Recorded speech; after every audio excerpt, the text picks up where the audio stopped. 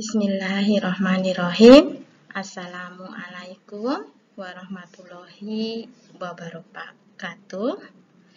Selamat pagi anak-anak yang saya banggakan. Apa kabar?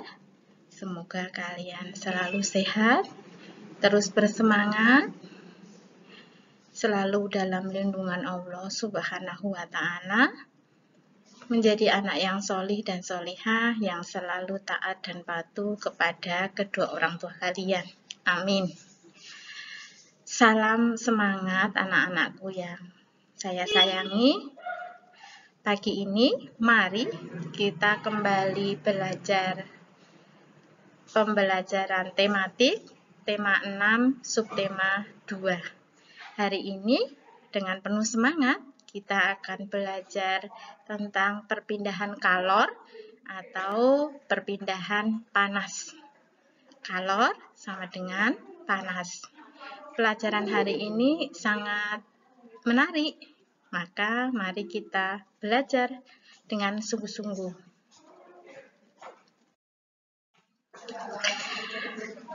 Hal yang pertama yang harus kalian ketahui tentang pembelajaran hari ini adalah apa itu perpindahan panas atau perpindahan kalor. Perhatikan baik-baik bacaan yang ada di slide ini. Jadi perpindahan panas atau perpindahan kalor adalah perpindahan energi akibat adanya perbedaan suhu di antara dua tempat yang berbeda. Kemudian, tentang suhu tersebut, panas akan berpindah dari benda yang bersuhu tinggi ke benda yang bersuhu lebih rendah. Itu dua hal pertama yang harus kalian ketahui untuk mempelajari pembelajaran hari ini. Semoga kalian paham. Mari kita lanjutkan. Jadi, hari ini kita akan mempelajari jenis-jenis perpindahan panas. Ada 3 jenis perpindahan panas yang akan kita pelajari hari ini. Yang pertama adalah perpindahan panas yang disebut dengan konduksi. Yang kedua adalah perpindahan panas yang disebut dengan konveksi. Dan yang ketiga, perpindahan panas yang disebut dengan radiasi. Sangat menarik. Mari kita lanjutkan. Nah, sebelum kita memulai 3 jenis perpindahan panas tadi, maka Ibu Guru akan meminta kalian memperhatikan 2 gambar ini terlebih dahulu. Judulnya dulu ya. Judulnya adalah contoh perpindahan panas secara konduksi. Nah, pada contoh 1, kalian melihat knalpot sepeda motor. Ceritanya begini, ketika mesin sepeda motor tersebut dihidupkan dalam waktu beberapa lama, maka knalpot tersebut akan terasa panas. Ya, ketika mesin dihidupkan, maka knalpot tersebut yang terbuat dari logam ataupun besi tersebut akan terasa panas. Jadi terjadi perpindahan panas dari mesin ke knalpot itu sehingga knalpotnya akan terasa panas. Gambar yang kedua adalah gambar minuman kopi sedang diaduk dengan menggunakan sendok. Minuman kopi tentu terbuat dari air yang panas.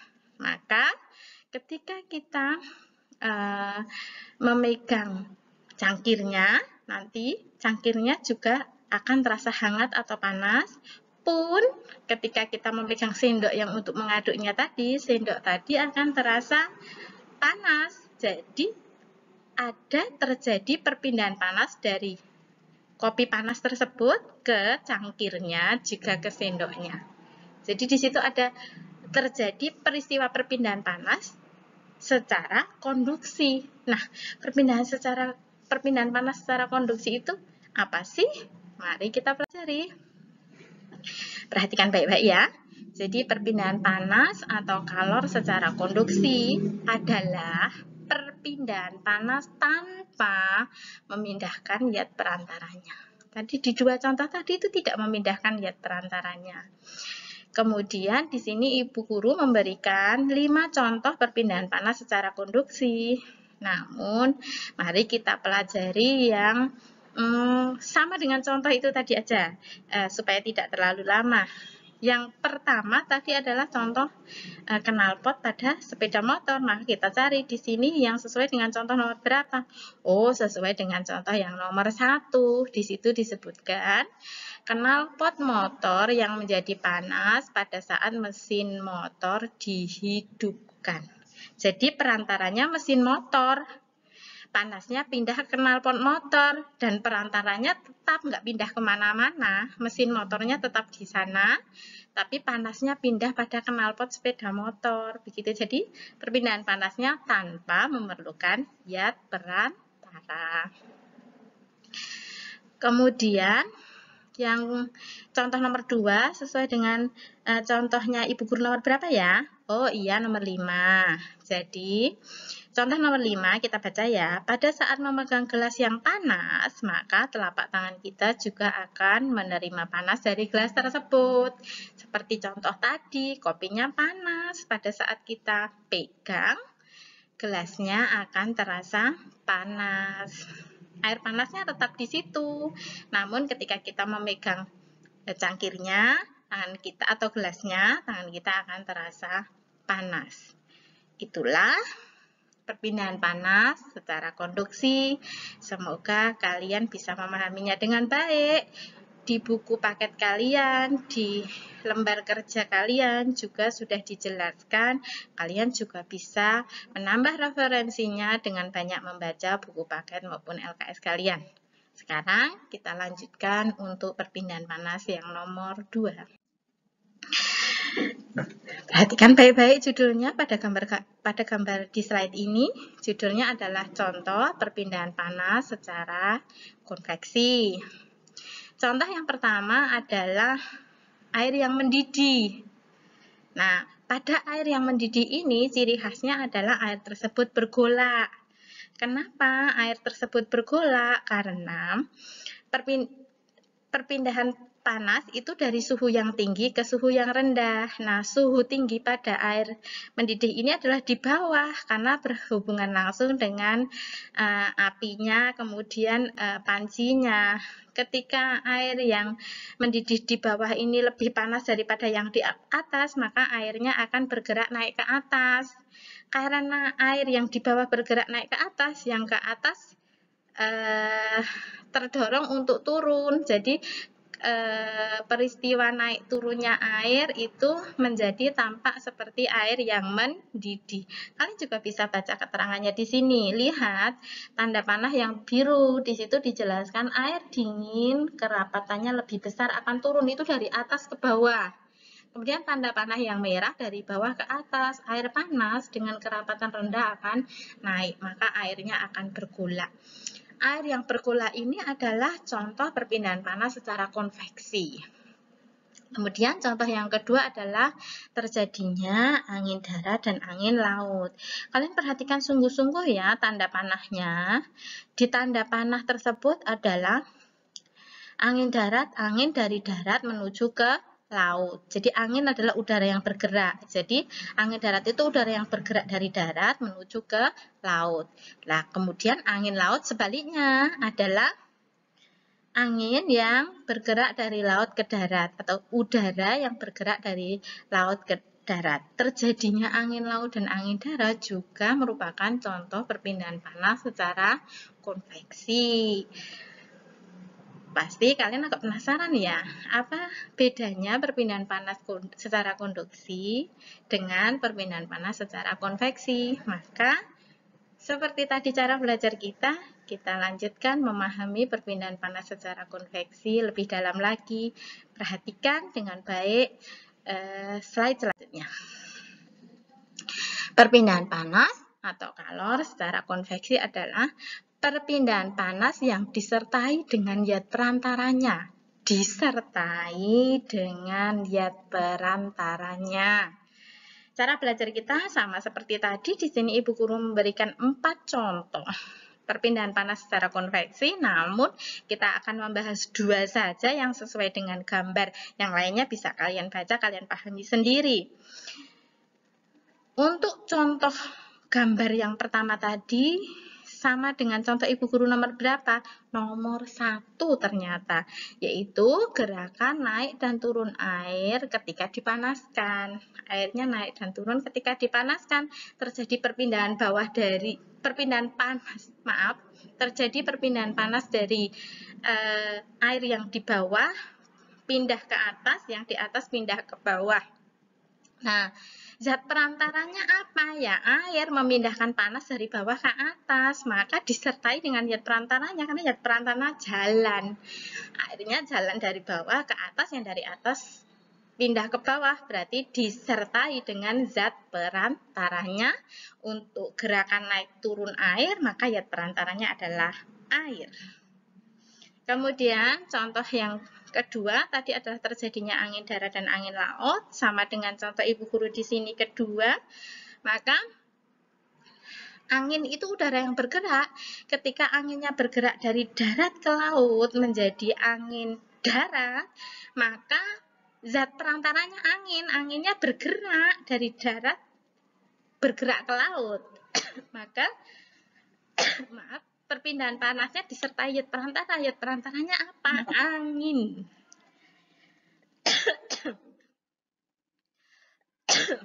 Sebaliknya, terjadinya angin laut adalah perpindahan angin dari laut ke darat. Jadi zat perantaranya angin. Anginnya berpindah dari laut ke darat. Jadi perpindahan panas secara konveksi adalah perpindahan panas yang disertai zat perantaranya. Seperti itu. Semoga kalian mengerti dan memahaminya. Mari kita lanjutkan satu lagi jenis perpindahan panas yang kita pelajari hari ini. Kalian perhatikan 2 gambar ini dengan baik. Gambar yang pertama adalah baju yang dijemur. Dari baju basah nanti akan menjadi kering. Di situ terjadi perpindahan panas dari panas matahari langsung mengenai baju, sehingga uap air yang ada di baju itu terbawa oleh panas matahari, menguap ke atas sehingga bajunya menjadi kering. Contoh yang nomor 2 adalah mesin penetas. Itu terjadi perpindahan panas dari bohlam lampu kepada telurnya, sehingga telurnya tadi hangat atau panas. Setelah telur tadi hangat atau panas, maka ayamnya akan bisa menetas menjadi anak ayam. Jadi terjadi perpindahan panas dari bohlam lampu kepada telur tersebut. Nah, 2 contoh ini disebut perpindahan panas secara radiasi. Cara belajar kita sama. Setelah melihat contoh ini, maka kita akan memahami pengertian dari perpindahan panas secara radiasi dengan lebih rinci. Maka perhatikan yang selanjutnya dengan seksama ya. Jadi perpindahan panas atau kalor secara radiasi adalah perpindahan panas yang tidak memerlukan zat perantara. Saya ulang. Perpindahan panas secara radiasi adalah perpindahan panas yang tidak memerlukan zat perantara. Kemudian, 2 contoh yang sebelumnya Ibu Guru berikan, kita cocokkan dengan contoh yang Ibu Guru berikan di slide ini. Di slide ini ada 4 contoh, dan seperti biasa kita akan membahas 2 saja yang sesuai dengan gambar tadi. Coba kalian perhatikan baik-baik. Gambar yang pertama tadi sesuai dengan contoh Ibu Guru yang nomor berapa ya? Oh iya, betul. Sesuai dengan contoh yang Ibu Guru berikan di slide ini yang nomor 4. Mari kita bahas contoh yang nomor 4. Pakaian menjadi kering pada saat dijemur di bawah terik matahari. Di sini, perpindahan panas dari matahari menuju pakaian itu tidak memerlukan zat perantara apapun. Dari matahari langsung menuju pakaian. Membuat pakaian tersebut kadar air di dalamnya menguap ke atas sehingga pakaian menjadi kering. Jadi tidak memerlukan zat perantara apapun. Baik, kita menuju ke contoh yang nomor 2. Di sini sesuai dengan contoh Ibu Guru yang nomor 3. menetaskan telur unggas dengan menggunakan lampu. Jadi panas dari lampu itu langsung menuju telur unggas atau telur ayamnya tadi. Jadi panas dari lampu tidak memerlukan zat perantara apapun, langsung dari lampu menuju telurnya. Seperti inilah pengertian dari perpindahan panas secara radiasi. Semangat ya! Nah, tadi kita sudah mempelajari 3 jenis perpindahan panas. Maka di sini Ibu Guru memberikan sedikit ringkasan supaya kalian mengingat kembali apa-apa yang telah kita pelajari baru saja. Kita baca pelan-pelan supaya mengerti dan paham. Jenis-jenis perpindahan panas. Yang nomor 1 adalah perpindahan panas secara konduksi, yaitu perpindahan panas tanpa memindahkan zat perantaranya. Zat perantaranya tetap di tempatnya. Yang kedua, perpindahan panas secara konveksi adalah perpindahan panas yang disertai dengan zat perantaranya. Zat perantaranya ikut bergerak, mengikuti panas yang dipindahkan tadi. Yang ketiga, perpindahan panas secara radiasi adalah perpindahan panas yang tidak memerlukan zat perantara.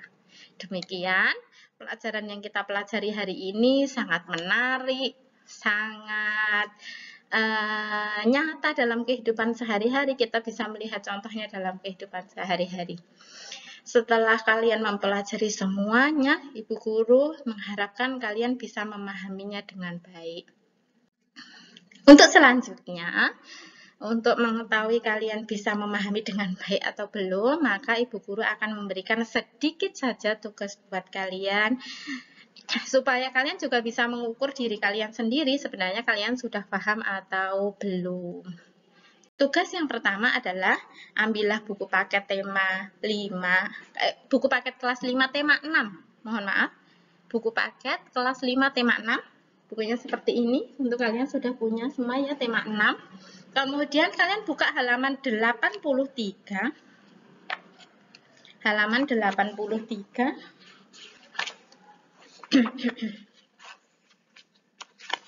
Sebentar, Nak.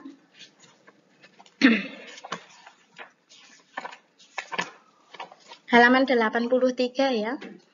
Ini namanya 83.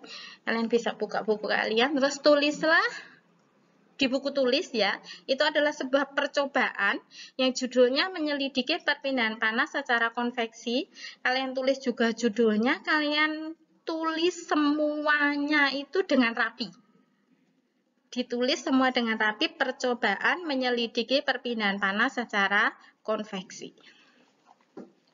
Kemudian tugas yang kedua adalah kalian membuka buku paketnya lagi halaman 84. Yang ini halaman 84 ya.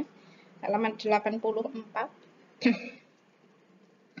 Kalian buka, di situ ada tugas menjawab pertanyaan. Pertanyaannya ada 5 pertanyaan, kalian tulis soalnya di buku tulis, kemudian dijawab dengan baik. Saya ingatkan lagi, tolong dijawab dengan baik. Kemudian ditambah lagi tugasnya adalah membuat kesimpulan. Di bawah 5 pertanyaan itu di halaman 84 kan ada kesimpulan. Kalian buat kesimpulan dari percobaan menyelidiki perpindahan panas secara konveksi tadi. Tulislah dengan rapi, dengan baik, kerjakan dengan sungguh-sungguh. Sudah memahami tugasnya?